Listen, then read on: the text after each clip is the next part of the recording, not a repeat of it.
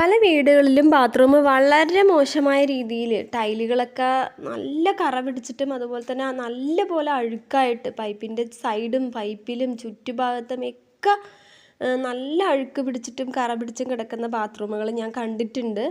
അപ്പോൾ ആ ഒരു ബാത്റൂമിൽ ഉപയോഗിക്കാൻ പറ്റിയ ഒരു ടിപ്പാണ് ഞാൻ പറയുന്നത്. നമ്മുടെ വീട്ടിലുള്ള സാധനങ്ങൾ തന്നെയാണ് ഈ ഒരു ടിപ്പിൽ ഞാൻ ഉപയോഗിക്കുന്നത്. ഇതാണ്ടോ, നല്ല മോശമായി കിടക്കുന്നൊരു ബാത്റൂമാണ്, നല്ല വൃത്തികേടായി കിടക്കുന്ന ഒരു ബാത്റൂമാണിത്. ഇതിൻ്റെ താഴെയുള്ള ടൈലിൽ കണ്ടില്ലേ, 2 ടൈലിൻ്റെ ഈ ഒരു ഗ്യാപ്പിലൊക്കെ നല്ല പോലെ അഴുക്ക് പിടിച്ച് കിടക്കുന്നുണ്ട്.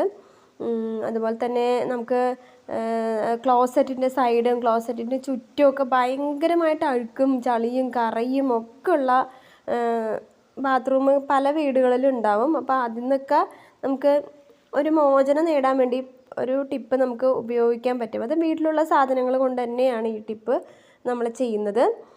ഈ ബാത്റൂം എന്ന് വെച്ചാൽ ഇതിൻ്റെ പുറത്തുള്ള ബാത്റൂമാണ്. ഇത് വല്ലപ്പോഴും പുറത്തു നിന്നുള്ള ആൾക്കാർ വരുമ്പോൾ മാത്രം ഉപയോഗിക്കുന്ന ഒരു ബാത്റൂമാണ്. അതുകൊണ്ടാണ് ഇത് ഇത്രയും അഴുക്കൊക്കെ പിടിച്ചിരിക്കുന്നത്. ഇത് അങ്ങനെ ഡെയിലി യൂസ് ചെയ്യുന്ന ബാത്റൂമേ അല്ല. അപ്പോൾ ഞാൻ ഡെയിലി യൂസ് ചെയ്യുന്ന ബാത്റൂം നല്ല ക്ലീൻഡാണ് കേട്ടോ. ഇത് പുറത്തുള്ള ബാത്റൂം ആയതുകൊണ്ടാണ് ഇത്രയും മോശമായിട്ട്. അപ്പം നമുക്കിനി എങ്ങനെ ടിപ്പ് എന്താണെന്ന് പറയാം.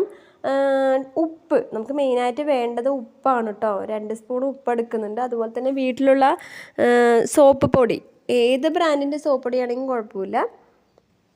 ഞാൻ എടുത്തിരിക്കുന്നത് സർഫ് എക്സലാണ്. അതൊരു 2 സ്പൂൺ എടുക്കുക. അതുപോലെ തന്നെ പിന്നെ വേണ്ടത് കംഫേർട്ടാണ് കേട്ടോ. കംഫേർട്ട് നമുക്ക് കുറച്ച് ഒഴിച്ചു കൊടുക്കുക.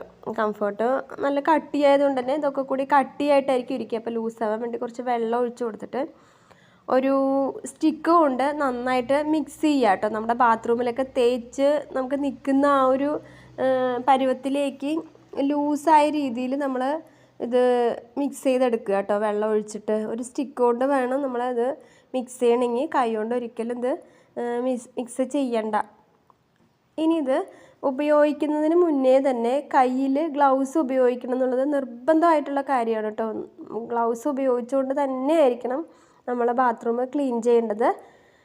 ഇനി ഇത് ബ്രഷ് കൊണ്ട് നമുക്ക് ഇങ്ങനെ എടുത്ത് ഏതൊക്കെ ഭാഗങ്ങളിലാണോ അഴുക്കുള്ളത് അവിടെയൊക്കെ അതൊന്ന് തേച്ച് പിടിപ്പിച്ച് കൊടുക്കുക കേട്ടോ. തേച്ച ശേഷം 15 മിനിറ്റ് നമ്മൾ വെയിറ്റ് ചെയ്യണം. 15 മിനിറ്റിന് ശേഷമാണ് നമ്മളത് കഴുകി കളയുന്നത്. അപ്പോൾ ഒരു 15 മിനിറ്റ് വച്ചതിന് ശേഷം എന്താണ്ടോ നല്ല അഴുക്ക് പിടിച്ചിട്ടുള്ള ബാത്റൂമാണിത്. അപ്പോൾ ഞാനത് വീഡിയോ ചെയ്യാൻ വേണ്ടി ഒന്ന് 2 ദിവസം കൂടുതൽ വെച്ചു എന്നേ ഉള്ളൂ കേട്ടോ. കുറച്ച് ദിവസം വെച്ചു എന്നേ ഉള്ളൂ കേട്ടോ.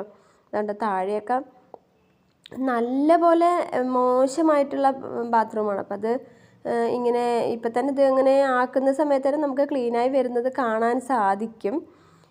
ഒരു 15 മിനിറ്റിന് ശേഷം എന്തൊന്ന് കഴുകി എടുക്കുകയാണെങ്കിൽ നമ്മളുടെ ബാത്റൂം നല്ല വെട്ടിത്തിളങ്ങുന്നുള്ള കാര്യത്തിൽ ഒരു സംശയമില്ല. അതുകൊണ്ട് ഇത് മുട്ടുമ്പോൾ തന്നെ പോകുന്നുണ്ട്.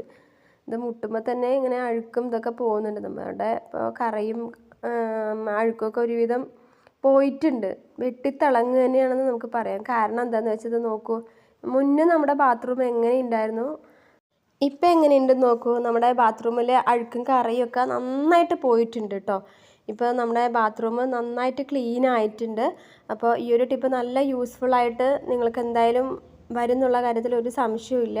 മുന്നൊക്കെ ഈ ഭാഗങ്ങളിൽ കണ്ടില്ല, നല്ല അഴുക്ക് പിടിച്ച കറയും ഒക്കെ ഉണ്ടായിരുന്ന സ്ഥലമാണ്. ഇതൊക്കെ നന്നായിട്ടിപ്പോൾ ക്ലീൻ ആയിട്ടുണ്ട്. അപ്പോൾ ഇത് വീഡിയോ നിങ്ങൾക്ക് എന്തായാലും ഇഷ്ടപ്പെടും അല്ലെങ്കിൽ ഉപകാരപ്പെടുന്നുള്ളത് എനിക്ക് ഉറപ്പാണ്. അപ്പോൾ വീഡിയോ കണ്ടതിന് ശേഷം ഈ ഒരു ടിപ്പ് നിങ്ങൾ ചെയ്തതിന് ശേഷം ഒന്ന് കമൻറ്റും കൂടെ ചെയ്യണം. അപ്പോൾ വീഡിയോ ഇഷ്ടമായിട്ടുണ്ടെങ്കിൽ എല്ലാവരും ഒന്ന് സബ്സ്ക്രൈബ് ചെയ്യണം, ലൈക്ക് ചെയ്യണം, ഷെയർ ചെയ്യണം. അപ്പോൾ താങ്ക് യു.